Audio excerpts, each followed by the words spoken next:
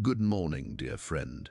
Today is Wednesday, February 18th, and before this day carries you into its current and noise, I want you to know that this moment right here, this pause you have chosen to take, matters more than you may realize. You did not stumble here by accident. Something in your spirit drew you to this place, and I believe with all my heart that God Himself was in that drawing. So welcome. You are exactly where you need to be. I want to speak gently to you today because I have a feeling that the person listening to these words may be carrying something heavy. Not the kind of heavy that comes from a single bad day, but the deep, settled weight of a long season. The kind of weight that has become so familiar, you have almost forgotten what it felt like to put it down. And if that is you, I want you to hear me clearly. You are not weak for feeling it. You are not faithless for struggling beneath it. You are simply human, and you are in the middle of one of the hardest things faith ever asks of us. You are waiting. Maybe you've been standing in the waiting room of a medical miracle, watching test results come back unchanged, smiling through conversations while quietly wondering if your body will ever feel like home again.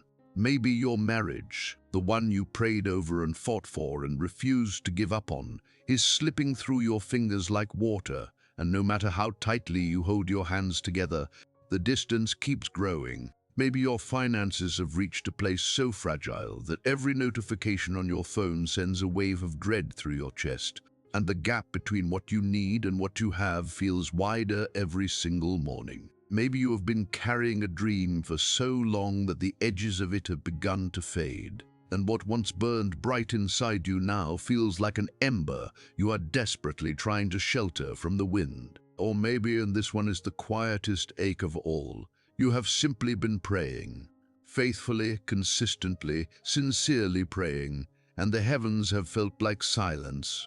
Not the peaceful kind of silence, the hollow kind, the kind that makes you wonder, in your most honest moments, whether your prayers are landing anywhere at all.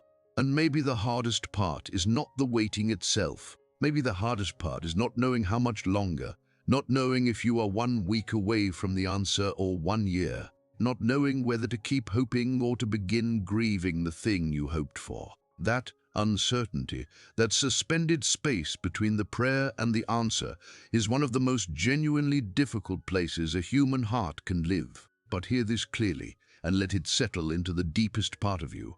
The silence you are sitting in is not the silence of a God who has turned away. It is the silence of a God who is near, closer than your next breath, working in ways that have no sound yet, but will one day have a name.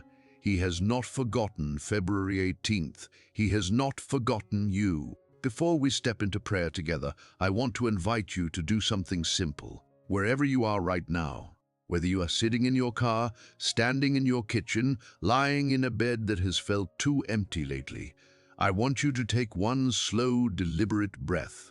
Let your shoulders drop. Unclench whatever you have been holding tightly, your jaw, your hands, the muscles across your back that have been bracing for impact. You do not need to hold yourself together right now. You do not need to arrive here polished or put together.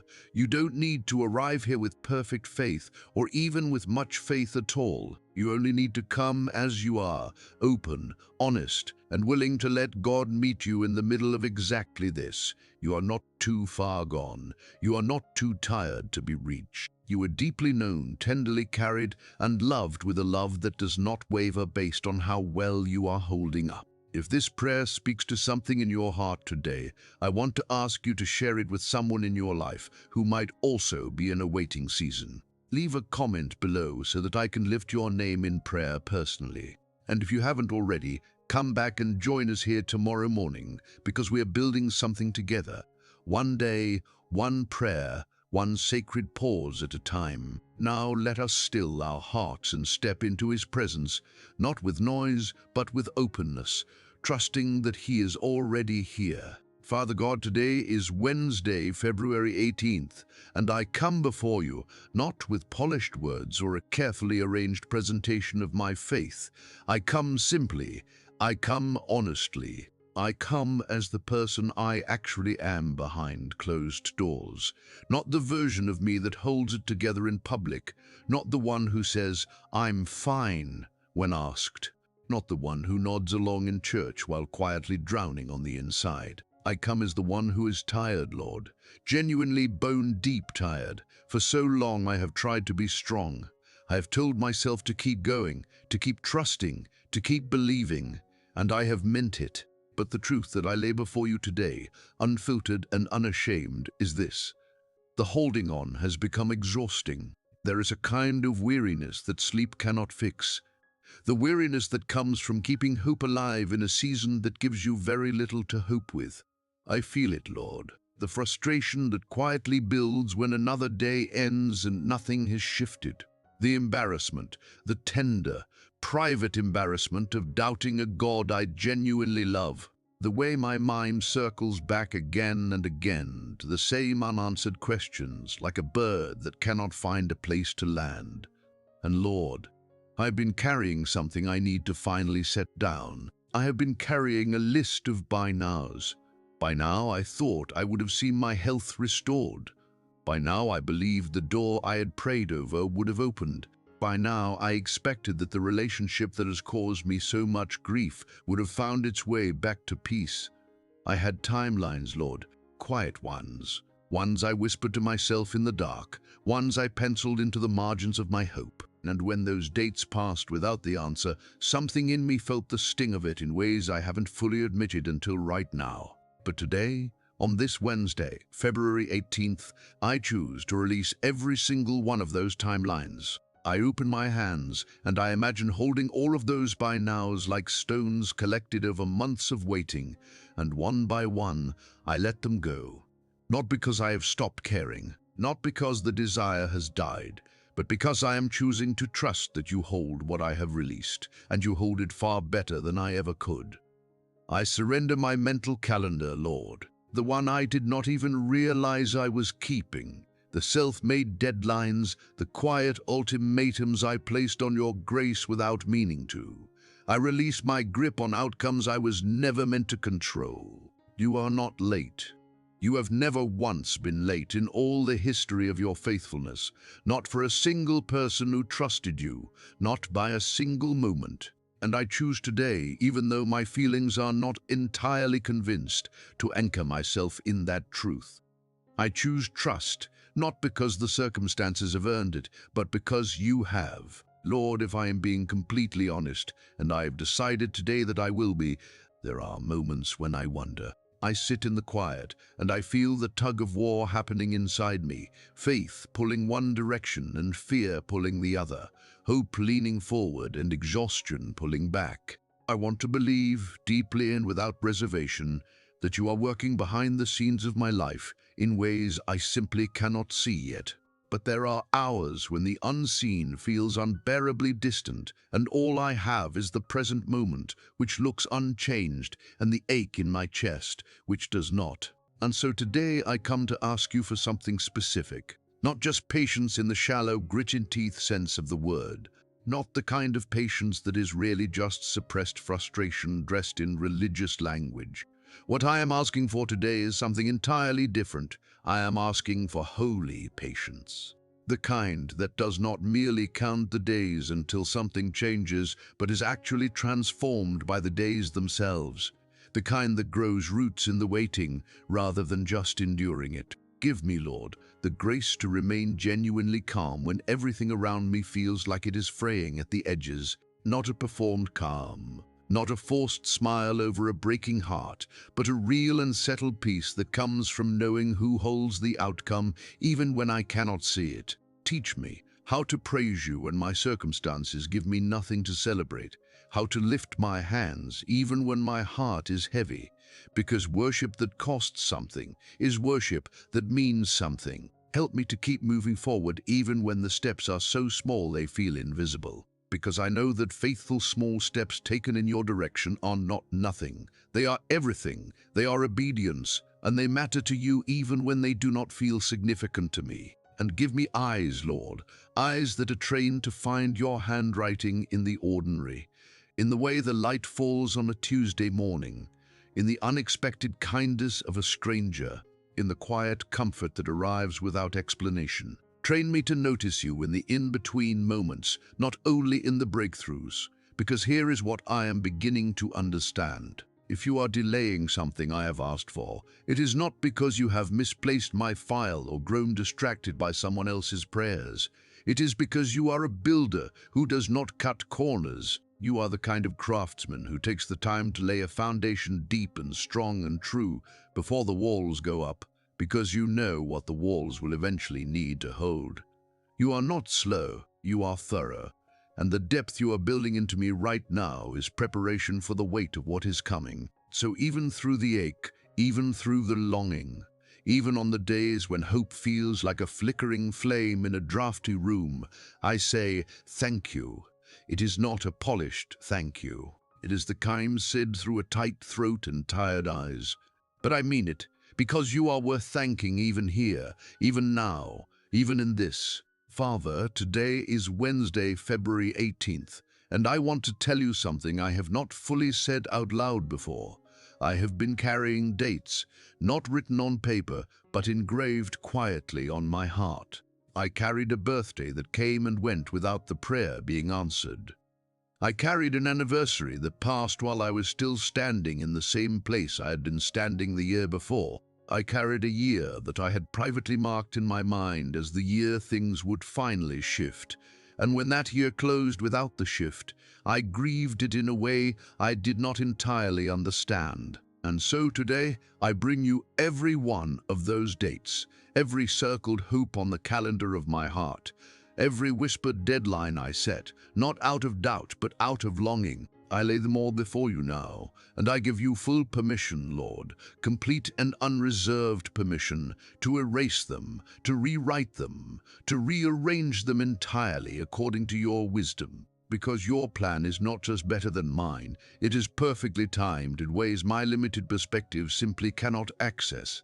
But more than asking you to change my circumstances today, I am asking you to change how I see them. That is the deeper miracle I need. Not just the answer to the prayer, but a new way of living while I wait for it. Teach me to treasure your presence more than the promise you have made, to value your nearness more than the gift I have asked for, to find in you, right now, in this quiet waiting place, a richness that does not depend on whether the answer has arrived, because I would rather wait with you than run ahead without you. I have seen what running ahead looks like. It looks like forced solutions and hollow victories and a restless spirit that got what it wanted but lost something far more important in the getting. Running ahead without you means arriving somewhere alone. Waiting with you means arriving somewhere together, shaped, matured, ready, held. And I choose the second one, Lord, even when the waiting is long, even when it is lonely, even when every reasonable voice in my head says to just take matters into my own hands. So grow me before you grow the blessing. That is my prayer today, said plainly and meant deeply. Do not let me step into the next chapter of my story as the same unready person I am right now. Shape me for what is coming. Mature me for the weight of what you are preparing. I do not want a breakthrough. I am not ready to steward.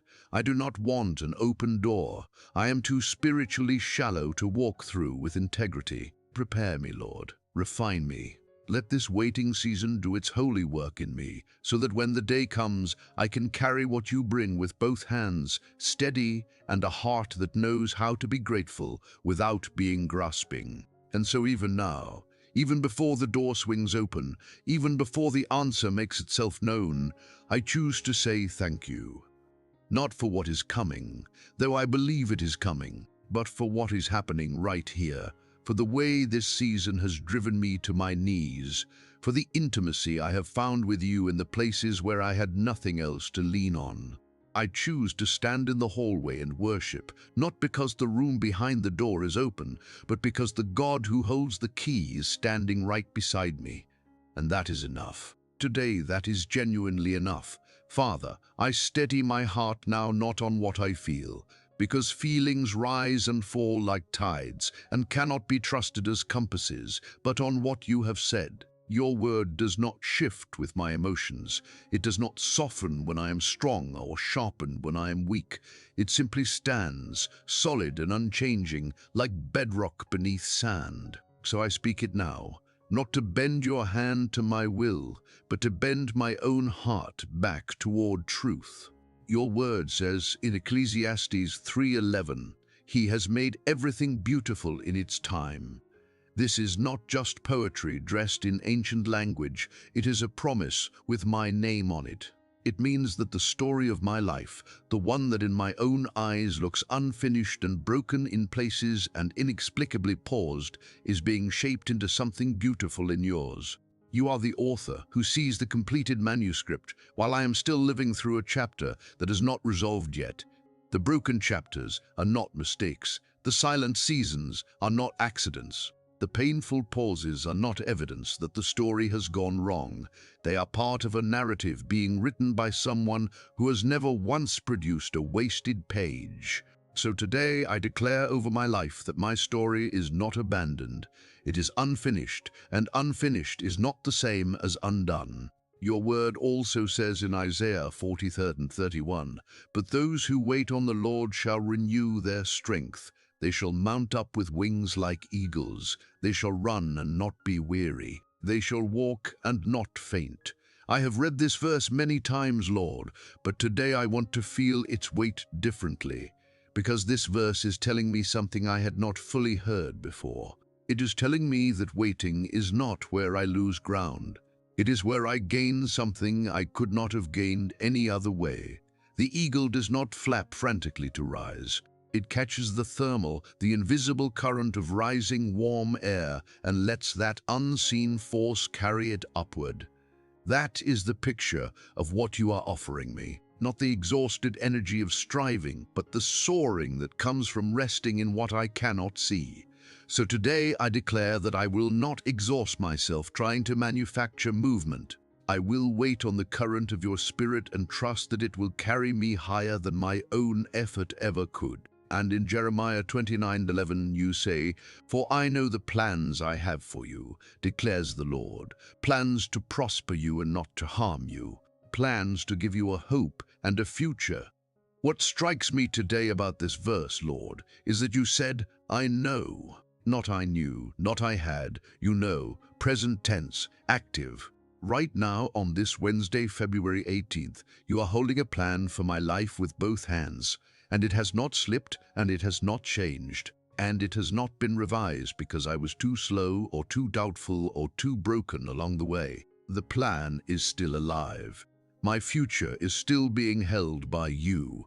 So today I declare that the dream you placed in me was not a mistake, and the delay in its arrival is not a cancellation. And then in Psalm 27:14, you speak directly into my wavering soul. Wait for the Lord. Be strong and take heart and wait for the Lord. When I read that phrase today, I do not read passivity. I read courage. To wait when every nerve ending is screaming to act. To trust when every piece of visible evidence is inconclusive. To hold steady when the ground beneath your feet is uncertain. That is not weakness. That is one of the bravest things a human heart can do. So today I declare that my waiting is not surrender to defeat. It is an act of active, courageous, deliberate trust in a God who has never given me a reason to doubt him. When fear comes, and it will come, I will answer it with your word. When impatience knocks, I will open the door to your promises instead.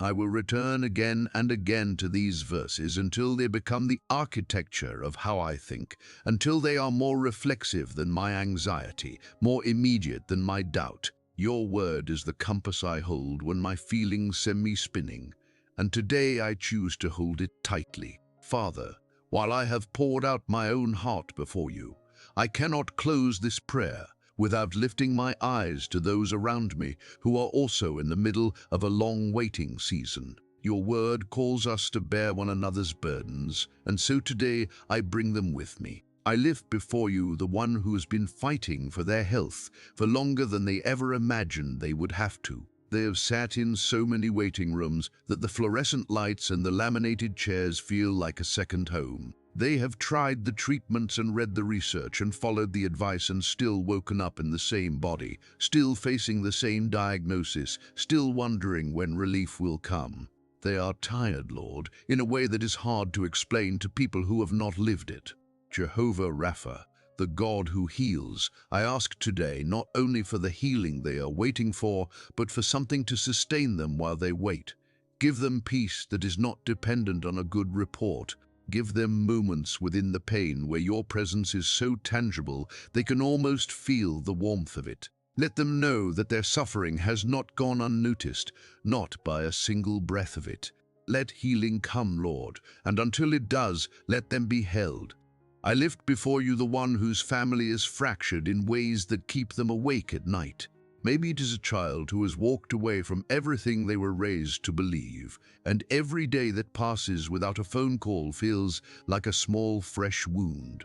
Maybe it is a marriage that has grown cold and distant, where two people share a home but feel like strangers, where tenderness has been replaced by silence and silence by distance. Father, you are the God who restores what looks irreparable. You are the one who softens hearts that have grown stone hard, who calls wandering children back by name, who rebuilds trust in places where it has been shattered beyond what human effort could repair. I ask today for a softening, for a moment of unexpected grace to crack open what has been closed. Let the one who is far from home hear a voice calling them back. Let the one whose marriage is struggling find one small thread of connection to hold on to. You are the great restorer, and nothing is beyond your reach. I lift before you the one who is watching their finances unravel and does not know how to stop it. The bills that sit unopened on the counter because opening them feels like confirmation of something they are not ready to face. The job applications that have gone unanswered. The sleepless nights spent doing mental arithmetic that never comes out right. The quiet shame of not being able to provide in the way they want to for the people they love. Jehovah Jireh, the God who provides, I ask today for daily bread, not next year's provision, just today's. Give them what they need for this day, and with the provision, give them dignity. Give them the reminder that their worth is not calculated by their bank balance, that they are not behind, that you see every careful choice they are making. Open doors that no human hand can open, and let them rest tonight knowing they are not forsaken. And Father, I lift before you the one who feels most invisible of all, the one who has begun to wonder, in the quiet honesty of their own heart, whether their prayers are somehow falling short of heaven. Whether something about them, their past, their failures, their ordinariness, has caused them to be skipped over. Loneliness has crept in so gradually they almost did not notice it arriving, and now it sits like a permanent guest in rooms that used to feel full. Elroy, the God who sees, I ask today that you make your seeing known to them in ways they cannot dismiss. A kind word from an unexpected source, a verse that lands on their heart at exactly the right moment. A sunrise that feels like it was painted for them alone. Let them feel in the texture of ordinary moments that heaven's eyes are on them, that they are not invisible, that they are not invisible, that they are not an afterthought, that you have never once looked away from them. Father, let none of us walk through this waiting season alone, and let none of us make another person feel more alone by offering them empty words when what they need is simply to not be left. Teach us to sit beside each other in the silence, to not rush each other toward resolution, to simply say, I see you and I am here, and mean it. Every promise you have ever made has been kept. Abraham, who waited decades for a son and held him at last. Joseph, who went from a pit to a prison before he ever saw a palace, but who got there. An entire nation that wandered and finally put their feet on the land that had been promised to them. Not one word of yours has ever returned empty. Not one. Dear friend, as we close this sacred time together, I want to leave you with something you can carry with you through the rest of this day and into the days that follow. Keep praying. even on the days when your words feel like they are just bouncing off the ceiling. Even when the prayer you are praying is the same prayer you prayed yesterday and the day before and the day before that. Prayer is never wasted breath. It is never a repetitive motion that God grows bored of. Every single word you have ever spoken in faith has been heard by the God who bends low to listen, and none of it, not one syllable of it, has been lost. Keep trusting, even when your heart is trembling. Even when the doubt is louder than the faith on a particular morning. Trust is not the absence of doubt. Trust is the decision to keep leaning on God even while the doubt is present. You do not have to feel certain to keep trusting. You only have to keep choosing it, one moment at a time. Keep breathing, because sometimes, on the hardest days, the most profound act of faith available to you is simply the next breath, the next step.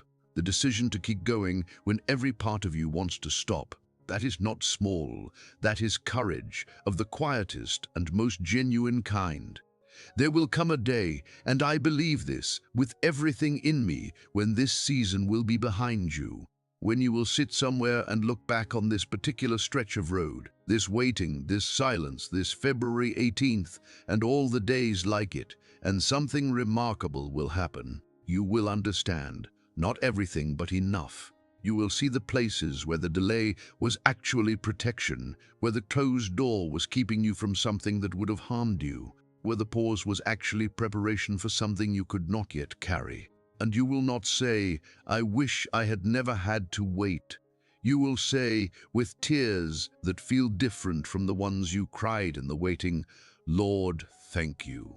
Thank you for not giving me everything when I asked for it. Thank you for the waiting because of who I became inside of it." You are not too late. You have not missed your moment. You are not forgotten, and you are not behind. God's eyes are on you right now, on this ordinary Wednesday morning, on this specific, unrepeatable moment of your life. His hand is guiding you even when you cannot feel the leading. His love is surrounding you even when the evidence of it is invisible to your eyes. The most comforting truth I know to leave you with is this: God is not waiting at the finish line for you to arrive. He is walking beside you right now, in the middle of the road, in the middle of the uncertainty, in the middle of the waiting. He is your companion in the silence. He is your strength in the delay. He is not absent from this moment. He is in it, fully present, fully attentive, fully for you.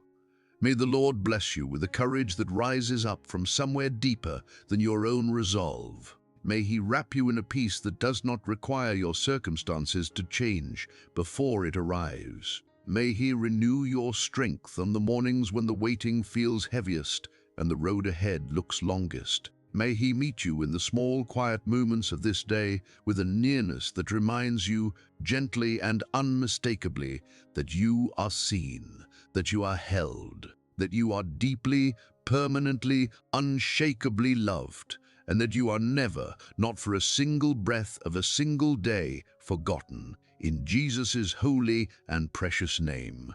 Amen. Dear friend, go gently into this day. You are more than enough, and He is more than faithful.